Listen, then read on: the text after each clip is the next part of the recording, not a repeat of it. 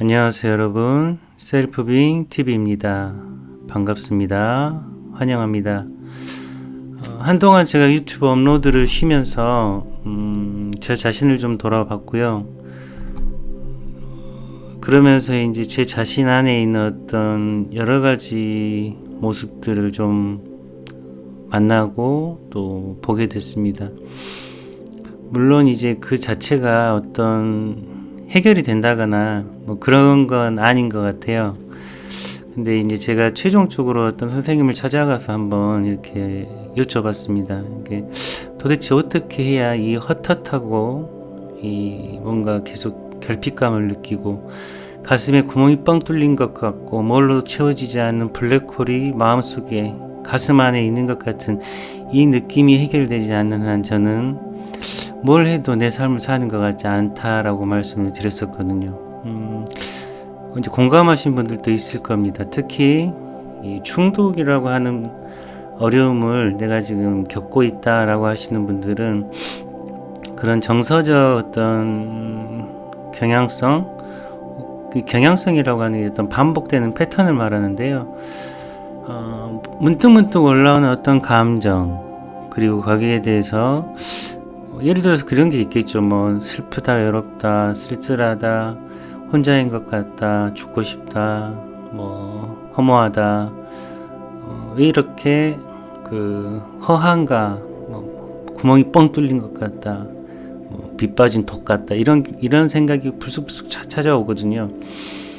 그런데 이제 그동안 이제 계속 이제 뭐 술로 도망가고 친구한테 전화해서 도움받고 가족들도 질릴 만큼 질렸겠죠.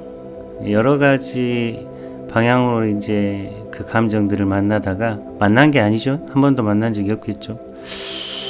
그런데 이제 한번 어떤 선생님한테 제가 가서 찾아뵙고 여쭤봤어요. 이걸 어찌 해야 할까요? 그랬더니 선생님께서 이제 지금까지 해왔던 방법이 어떤 효과가 있었냐라고 되물어 보시더라고요. 그래서 제가 이제 대답하기를 절망적입니다 그랬거든요. 그러면 그 절망적인 걸 앞으로도 계속 할 건가요? 라고 물어보시더라고요. 예를 들어서 뭘 한다거나 갑자기 그러니까 뭘 하는 거죠. 어떤 그런 감정들이 올라오고 그런 생각들이 올라올 때 운동을 한다거나 음악을 듣는다거나 책을 본다거나 아니면 술을 마신다거나 친구를 만난다거나 이런 모든 행동들, 영화를 본다거나 이런 모든 행동들이 그 방향, 그 감정과 내가 만나기 싫다는 거겠죠. 그 생각을 바꾸려고 하고 최종적으로 느꼈던 부분은 생각도 바꿀 수 없고요. 감정이 올라오는 것도 막을 수가 없습니다. 단지 잠시 회피할 수는 있겠죠. 근데 이게 무한 사이클이 돼버려요. 그러니까 뭔가 떠오르고 올라왔을 때 방향을 틀거나 하려고 이제 우진 애를 쓰죠. 그리고 그 애를 쓰고 최종적으로는 그게 어느 정도 됐어요. 그 감정이 좀 가라앉았어요. 근데 얼마 못 가요. 또 올라오고 다른 거 하고 또 약간 안정감을 찾다가 또 올라오고 이게 반복이 됩니다. 그래서 혹시 여러분들도 그런 게 있으시다면 한번 그 감정이나 생각을 쭉 한번 만나보신다. 제 채널에서도 이제 에크하르트 톨레 선생님도 소개를 해드렸는데 이제 톨레 선생님 같은 경우 이렇게 말씀을 하시더라고요. 그 감정이 올라오는 것은, 그 생각이 올라오는 것은 막을 수 없다. 그렇다면 그것이 그대로 올라오게 혹은 나타나게 한번 이렇게 놔둘 수는 없는가라고 물어보거든요. 그런데 이제 한 여성과의 상담 과정에서 나오는 건데 그 여성이 이렇게 대답을 합니다. 싫어요 이러는데 난 이 감정이 싫어요 그러는데 좀 있다가 선생님 그런데 이제 여자 처음부터 퍽퍽 울거든요. 근데 이제 나중에 이렇게 좀 시간이 흐르고 나서 에크하르트 톨레한테 이제 이렇게 대답을 합니다. 잠깐만요 선생님, 근데 이게 그대로 놔뒀더니 그 감정은 그대로 있는데, 그 생각은 그대로 있는데 그 주변으로 약간 공간이 생긴 것 같아요. 여백이 생긴 것 같아요. 라고 말을 합니다. 그때 이제 톨레가 그러거든요. 와, 이런 식으로도 사람이 깨어나는구나. 혹은 자기 자신에 대해서 어떤 다른 차원의 경험을 하는구나. 이렇게 말을 하거든요. 그러니까 이게, 우리가 모를 수도 있는데, 그렇게 내 마음이 그렇게 좁지 않습니다. 생각보다. 생각이 내 마음에서 일어나니까요.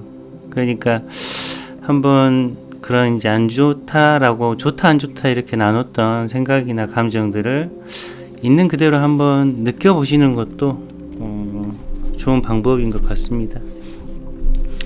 예, 오늘은 최종적으로 제가 이제 업로드했던 영상에 이어서 익명의 알코올 중독자들 빅북 2부 이게 이제 그 회복한 그런 경험담이죠.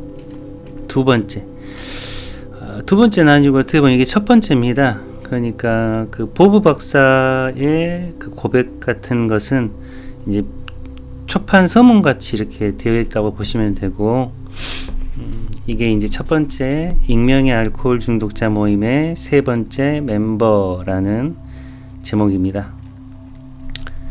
자, 들려드릴게요. 익명의 알코올 중독자 모임의 세 번째 멤버. 5 자녀 중에 하나로 나는 칼릴 읍 안에 위치한 켄터키 농장에서 태어났다. 양치는 유복했고 두 분의 결혼 생활은 행복했다. 내 아내는 켄터키주의 처녀였다. 그녀는 나와 함께 에크론에 왔으며 거기서 나는 에크론 법과대학의 법과 과정을 끝냈다. 내 경우에는 한 가지 면에서 남들과 조금 다르다. 그것은 알코올 중독의 원인이 될 만한 어린 시절의 불행한 에피소드가 없었다는 것이다. 나는 독한 술에 타고난 매력을 느꼈다. 내 결혼 생활은 행복했다. 이미 앞에서 말한 것처럼 의식적이든 혹은 무의식적이든 나는 음주에 대해 자주 보여지는 이유를 결코 어떤 것도 가지지 못했다. 그러나 나의 기록이 보여주듯이 나는 매우 심각한 상태가 되어버렸다. 나의 음주가 자신을 완전히 넘어뜨리기 전 5년 동안 나는 시의회의 의원이었다. 그 이후 시로 편입된 캔모어라는 곳에 재정 담당관이 되는 등 나는 상당한 출세를 했었다. 그러나 이런 상황은 점점 나빠져 갔다. 물론 모두 나의 늘어난 음주 때문이었다. 술을 마시면 마실수록 나는 더욱 공경 속으로 빠져들어갔다. 내 기운이 완전히 빠질 무렵 바로 그때 밥 박사와 빌 씨가 나를 찾아왔던 것이다. 내가 술에 처음 취한 것은 8살 때였다. 부모님 두 분 모두 음주를 매우 반대했기 때문에 나의 술 문제는 두 분의 잘못이 아니었다. 농장에 고용된 몇 사람들이 헛간을 청소하고 있었고 나는 이리저리 썰매를 타고 있었다. 그들이 짐을 싣고 있을 때 나는 헛간의 술통에서 독한 사이다를 마셨다. 2-3번의 짐을 실은 후 돌아오는 길에 나는 정신을 잃었고 집으로 떠매어져 와야 했다. 나는 아버지께서 의료상의 목적과 접대용으로 집에 위스키를 보관하고 계셨던 것, 그리고 아무도 주의 없을 때 내가 이 술을 마셨던 것, 그런 후 양친께서 내가 술을 마신 것을 알지 못하도록 그것에 물을 부었던 것들을 기억한다. 이런 것은 내가 주립대학에 등록할 때까지 계속되었다. 그 4년이 끝날 무렵 나는 내가 술꾼이라는 것을 깨닫게 되었다. 매일 아침마다 나는 극심한 신경과민으로 괴로워하며 깨어났지만 침대 옆 테이블 위에는 술병이 놓여져 있었다. 나는 손을 내밀어 이것을 한 모금 마신 다음 잠시 후에 일어나서 다시 한 모금을 마시고 면도를 한 후 아침 식사를 하고 반 파인트의 술을 뒷주머니에 넣은 채 학교로 향했다.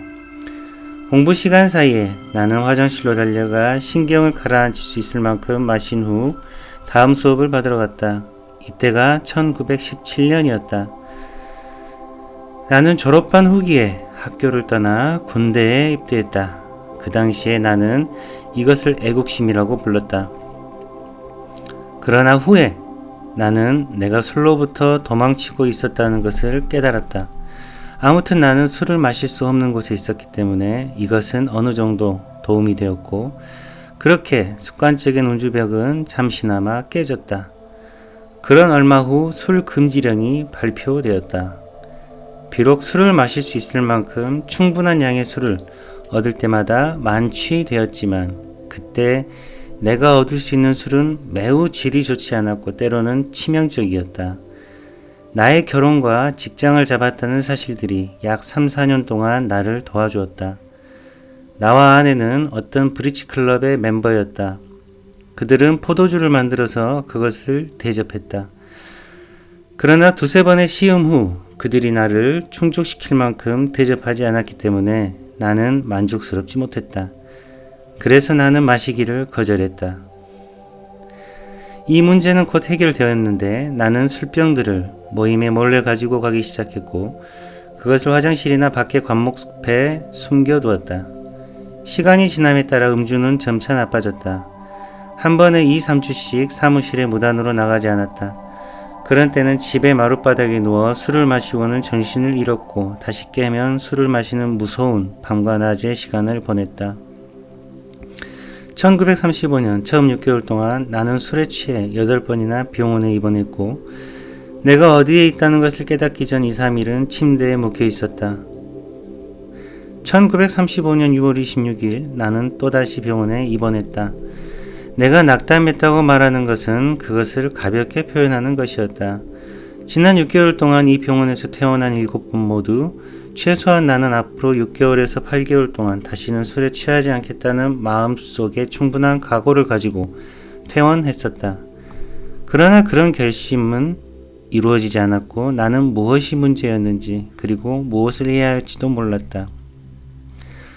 그날 아침 나는 다른 방으로 옮겨졌고 거기에는 아내가 있었다. 아마 그녀는 내게 이제는 끝이라고 말하려고 한다 라고 나는 스스로 생각했다. 하지만 전혀 그녀를 비난할 수 없었다. 그리고 내 자신을 정당하기 위한 노력을 할 생각도 하지 않았다. 그녀는 나의 음주에 대해 몇 명의 친구들과 이야기해 왔다고 내게 말했다. 그들이 나와 똑같은 한 쌍의 술꾼이었다는 것을 그녀가 말하기 전까지는 나는 이것을 몹시 원망했다. 그러나 다른 술꾼에게 말한다는 것은 그렇게 나쁜 것은 아니다. 그녀는 당신은 술을 끊을 수 있어요 라고 말했다. 비록 나는 믿지 않았지만 그것은 상당한 가치가 있었다. 그녀는 자기가 이야기를 나누어온 이 2명의 술꾼들은 그들 자신이 술을 끊기 위한 계획을 갖고 있으며 그 계획을 성취하기 위한 일환으로 자신들의 경험을 다른 술꾼들에게 이야기하는 것이라고 말했다. 이런 행동은 그들이 술을 끄는 번정신으로 남을 수 있도록 돕는다는 것이었다. 내게 말하려는 그 둘은 진정으로 나를 돕기를 원했지만 내 자존심은 그들의 이야기를 듣는 것을 방해했고 내게 원한만을 불러일으켰다. 그러나 그들의 말을 듣는 것이 그들을 치료하는 데 도움이 된다는 말에 잠깐 동안 몇 명의 동료들의 이야기를 듣지 않는다면 나는 스스로 좋지 못한 사람으로 느껴졌다.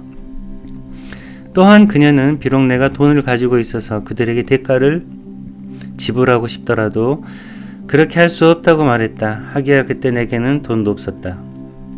얼마 후 그들은 방으로 들어왔고 후에 익명의 알코올 중독자들로 알려진 프로그램의 가르침을 내게 주기 시작했다. 그 당시에는 그것에 별 다른 것이 없었다. 누워서 올려다보니 매우 사람 좋아 보이는 2명의 덩치 큰 동료들이 있었다. 후에 나는 들어온 2사람이 빌씨와 닥터 보브라는 것을 알았다. 오래가지 않아 우리는 음주의 어떤 사건들에 대해 이야기하기 시작했고 자연스럽게 곧바로 나는 그들 모두가 자기들이 무엇에 대해 이야기하고 있는지 알고 있다는 것을 깨달았다. 왜냐하면 술에 취했을 때는 다른 때는 알 수 없는 어떤 일을 볼 수도 있고 냄새를 맡을 수도 있기 때문이다. 그리고 만일 그들이 무엇에 대해 말하고 있는지 스스로 모르고 있다고 생각했다면 나는 전혀 그들과 기꺼이 말하려고 하지 않았을 것이다. 잠시 후 빌은 자, 당신은 오랫동안 이야기를 했습니다.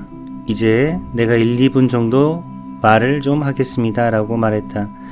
그렇게 내 이야기를 좀 더 들은 후 그는 돌아서서 의사에게 말했다. 내가 그의 말을 들은 것을 그가 알았다고 생각하지 않았지만 나는 그가 의사에게 말하는 것을 들었다. 나는 이 사람이 구제받고 함께 일해볼 가치가 있다고 믿습니다 라고 그는 말했다. 당신은 술을 끊기를 원하십니까? 당신의 음주에 대해서는 우리가 상관할 바가 아닙니다. 우리는 당신으로부터 어떤 권리나 특권을 빼앗으려고 여기에 온 것이 아닙니다. 그러나 우리는 술을 먹지 않은 본정신을 지킬 수 있을 것이라고 생각되는 프로그램을 가지고 있습니다. 그 프로그램의 일부분이 되어 그것을 필요로 하고 원하는 다른 누구에게 우리는 그것을 전하는 것입니다. 이제 당신이 그것을 원하지 않는다면 우리는 당신의 시간을 허비하지 않고 우리는 갈 것이며 다른 누군가를 찾을 것입니다 라고 그들은 내게 말했다. 다음으로 그들이 알기를 원하는 것은 어떤 도움 없이 내가 자발적으로 술을 끊을 수 있다고 생각하는지, 또한 내가 그저 병원에서 걸어나가 결코 다시 술을 마시지 않을 수 있다고 생각하는지에 관한 것이었다. 만일 내가 그렇게 할 수만 있다면 그것은 훌륭한 일이며 그것으로 다만 좋을 뿐이어서 그들은 그런 종의 힘을 지닌 사람을 매우 높이 평가할 것이라고 했다. 그러나 그들은 자신이 문제를 갖고 있다는 것을 알고 있지만 그 자신은 그것을 처리할 수 없으며 외부의 도움을 필요로 하는 사람을 찾을 생각이라는 것이었다. 그 다음 질문은 내가 위대한 힘을 믿고 있는지에 대해 알기를 원했다.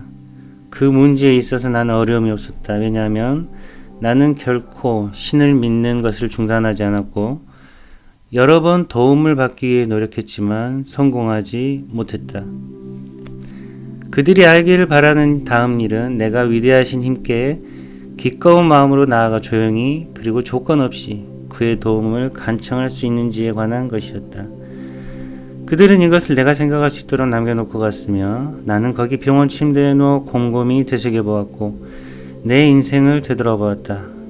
술이 내게 한 것, 내가 낭비해버린 기회들, 내게 주어진 능력들과 어떻게 그것들을 낭비했는지에 대해 생각했다. 그리고 결국에는 내가 술을 끊기를 원하지 않는다면 확실히 나는 술을 끊기를 원하려고 노력해야 한다고, 또한 단주를 위해서는 이 세상에서 무엇이든지 기꺼이 하려는 용의를 가져야 한다는 결론에 도달했다. 나는 자신이 밑바닥까지 갔다는 것을 기꺼운 마음으로 시인했고 내 스스로 어떻게 처리해야 할지 모르는 것을 갖고 있다는 것을 시인했다.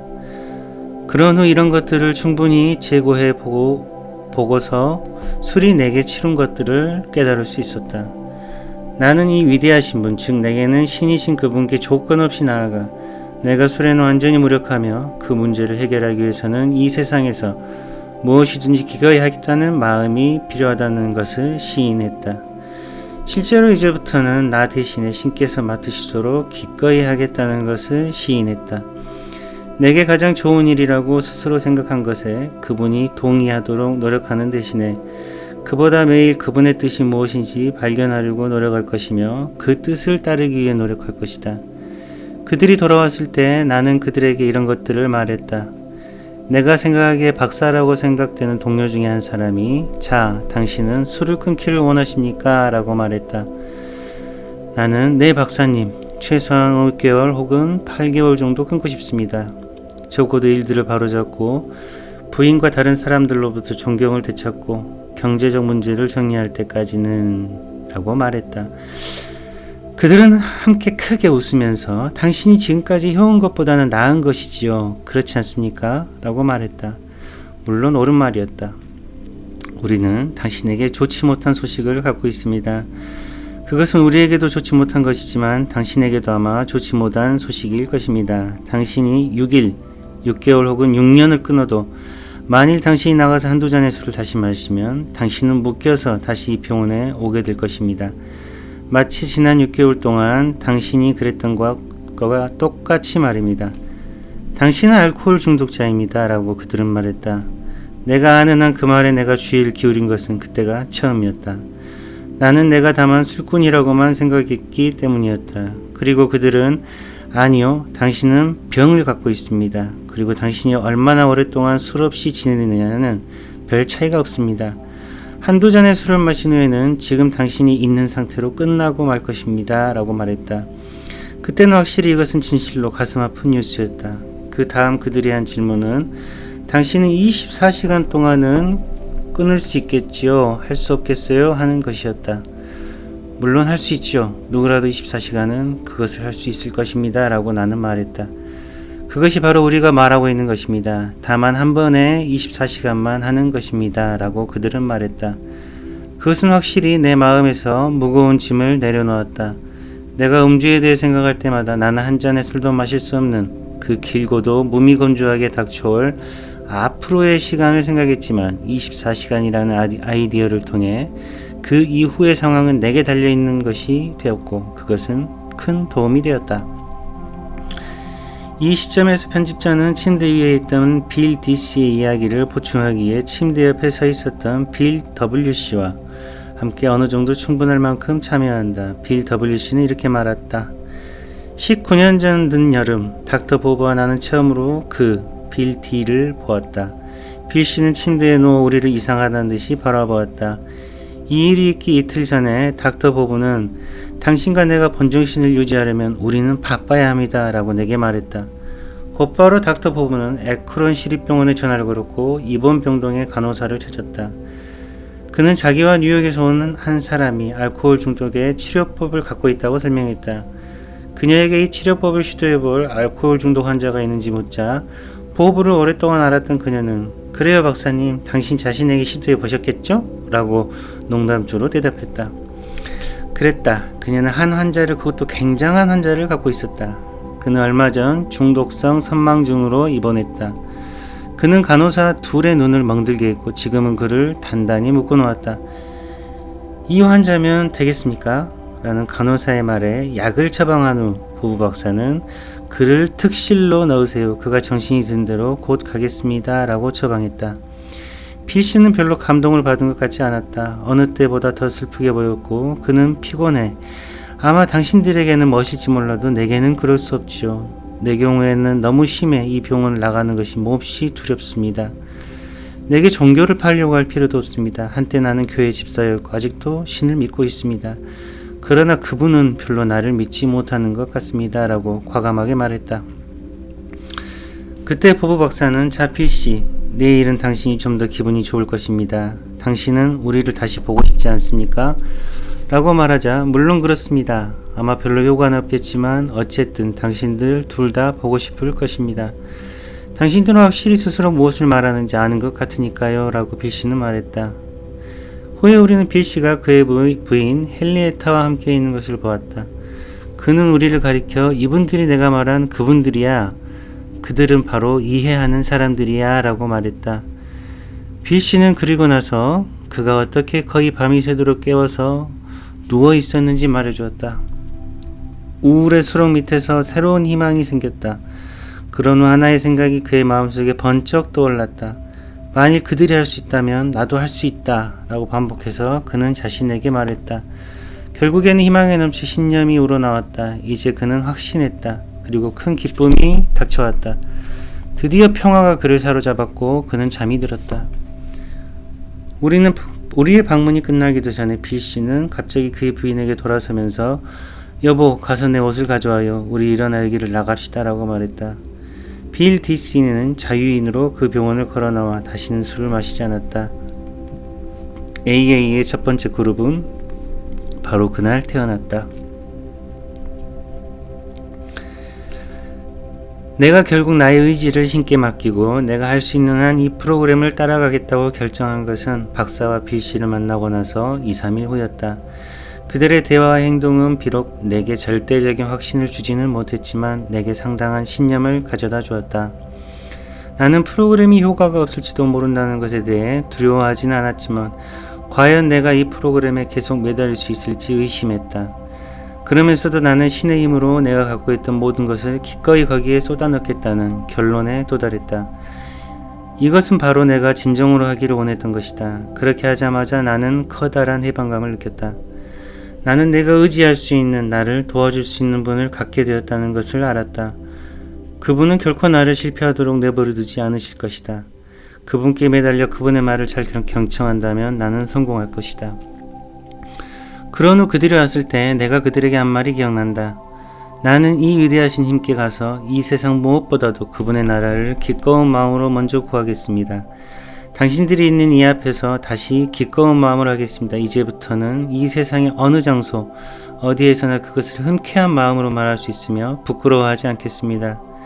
이것은 확실히 내게 많은 확신을 주었고 내게서 무거운 짐을 내려놓게 했다. 나는 어떤 다른 일도 했다. 담배를 피웠고 이론짜리 포크놀이도 했으며 때로는 경마도 했다고 그들에게 말했다. 그들은 현재로서는 다른 무엇보다도 음주로 인해 훨씬 더 많은 문제를 당신이 갖게 되었다고 생각하지 않습니까?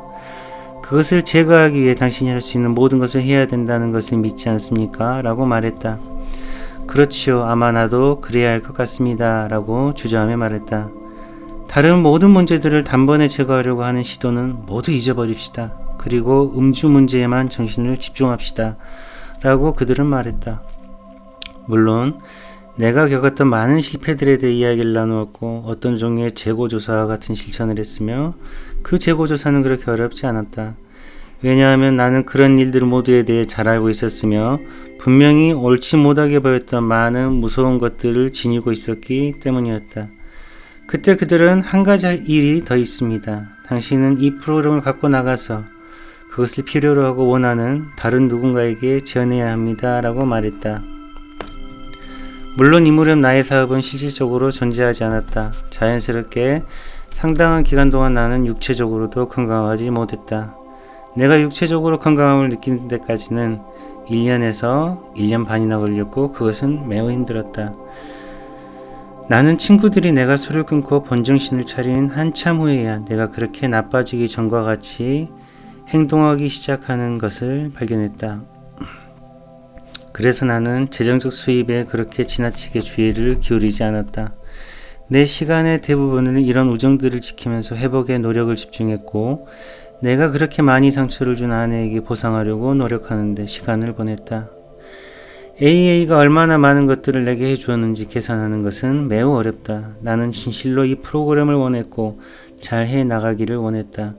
사람들이 마땅히 가져야 한다고 생각하는 해방이나 행복과 같은 그런 어떤 것들을 다른 멤버들이 지니고 있다는 것이 나의 주의를 끌었다.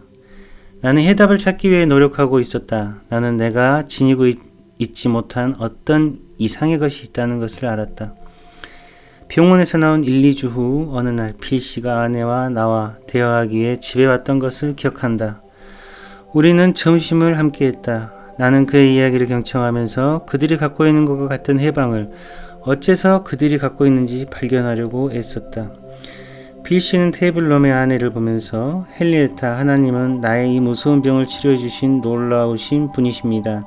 그래서 나는 그분에 대해 계속 이야기하고 싶어요. 사람들에게 전하고 싶은 것입니다. 라고 말하는 것이었다. 나는 해답을 얻었다고 생각했다. 필씨는 이 무서운 병에서 해방된 것에 매우 감사했고 그렇게 된 것에 대해 신께 그 영광을 돌렸다. 그는 너무 감사해서 그것에 대해 다른 사람들에게 이야기하기를 원했다. 하느님께서는 나의 이 무서운 질병을 치료해 주신 것과 같이 내게 놀라울 정도로 잘해 주셨기 때문에 나는 그것에 대해 사람들에게 이야기하고 싶습니다. 라는 말은 AA 프로그램과 내게 하나의 황금과 같은 교과서가 되어왔다. 물론 시간이 지남에 따라 건강을 되찾기 시작했고 그렇게 되면서부터 나는 사람들로부터 늘 숨을 필요가 없게 되었다. 나는 모임에 참석하는 것을 좋아했고 지금도 모임에 다니고 있다. 나는 이야기를 나누고 싶은 사람들과 만난다. 모임에 참석하는 다른 이유는 내가 그동안 가졌던 많은 날들에 대해 아직도 감사하기 때문이다. 프로그램과 그 안에 있는 사람들 모두에게 감사하며 계속 모임에 가기를 원한다. 그리고 프로그램으로부터 내가 배운 가장 훌륭한 것, 즉 멤버들을 통해 들었고 모임에서 일어나 하는 말인 나는 술을 끊는 본정신을 얻기 위해 AA에 왔지만 AA를 통해 나는 신을 발견했다. 라는 바로 그 말이었다. 나는 이것이 사람이 할 수 있는 가장 훌륭한 일이라고 생각한다. 이게 이제 어떻게 보면 첫 번째 회복 경험담입니다. 예, 이 첫 번째 회복 경험담은 지금 이렇게 침대에 이렇게 묶여 있고 막 이런 상황이 이렇게 연출이 되죠. 그리고 그때 이제 A 창립자였던 그 빌 씨와 닥터 보브가 이제 찾아와서 이 사람에게 이렇게 이야기를 하고, 또 다른 이제 빌 W 씨라고 했던 그 사람에 대한 어떤 회복에 대한 경험담도 나오고 있습니다. 글쎄요, 이제 제가 이렇게 지금 느끼기에는 뭐 생각이라고 할 수도 있겠죠. 이 AA 프로그램이 혹은 이 12단계가 처음에 이렇게 12단계가 첫 번째가 이렇게 나는 이렇습니다라는 걸 이렇게 고백하는 걸로 시작하잖아요. 이게 꼭 어떻게 보면 고해성사 같은 거고, 자기 자신에게 정직한다 이런 이야기 같은데, 12단계에서 가장 어떻게 보면 핵심 개념이 그 위대한 힘 혹은 뭐 신 이런 이야기가 나오죠. 근데 그때 이제 그 처음에 이제 빌 씨 이야기에서 좀 재미있었던 부분이, 빌 씨가 이렇게 절망에 차가지고 자기 그 집에서 그 친구가 찾아오죠. 아주 뭐 비행기를 이렇게 막 빌릴 정도로 아주 그냥 엄청난 술꾼, 전 세계를 빌려서 뭐 술 파티를 할 정도로 그런 사람이 이렇게 찾아오니까, 저 친구가 내가 오늘은 술을 왕창 마셔야겠다 이렇게 하면서 기다리고 있다가, 그 친구가 왔는데 이상하게 술을 안 마시면서 되게 이제 얼굴이 좋죠. 그러면서 이제 자기가 법원에서 어떤 이제 좀 안 좋은 일이었나 보죠. 뭐 술 마시고 막 이러면서 재판까지 갔는데, 어떤 사람들이 이렇게 이렇게 나와서 자기 편을 들어주고, 그러면서 이렇게 이런 일이 있었다라고 이야기를 해주죠. 그러면서 이제 자기 자신이 아닌 어떤 신을 만난다, 신에게 나를 맡긴다 이런 이야기를 합니다. 그러니까 이제 빌 씨가 고민을 하니까, 너는 너에 맞는 신을 찾으면 돼라고 얘기를 하죠. 너는 너에 맞는 신을 그냥 믿으면 돼, 이런 거죠. 여기서 제가 이제 참 느껴지는 부분은, 그 12단계나 이런 AA에서 말하는 그 위대한 힘 혹은 신, 그게 이제 과연 밖에 있을까 하는 점입니다. 그게 이제 밖에 있다라고 하면, 근데 이게 참 이 AA가 혹은 12단계가 왜 영성 프로그램이라고 제가 느꼈냐면, 모든 종교가 뭐 기독교든 천주교든 불교든 뭐 힌두교든 모든 종교가 어떻게 보면 이제 외적으로 내 사후 세계를 위해서 혹은 지금 나한테 복을 주세요라고 하는 그런 신앙 빼고, 어떻게 보면 실천적 신앙의 핵심은 나가 없어지는 거거든요. 나는 어쩔 수 없습니다. 당신 뜻대로 하소서. 이것이 가장 큰 신앙 고백이거든요. 근데 이게 과연 꼭 어떤 하나의 신이라는 개념을 상정했었을 때 나타나는 것인지, 혹은 아니고 내 안에 그게 있을 수도 있지 않을까 하는 그런 게 있죠. 내가 내 고집대로 하지 않았을 때 그것이 꼭 어떤 신에 의한 것인가, 아니면 내가 진짜 그냥 그게 원래 내 모습인가, 이것이 조금 의문스럽죠. 예. 하여튼 오랜만에 반갑습니다. 그리고 늘 평온하시길 또 기원드립니다. 다음 영상 때 뵙겠습니다. 감사합니다.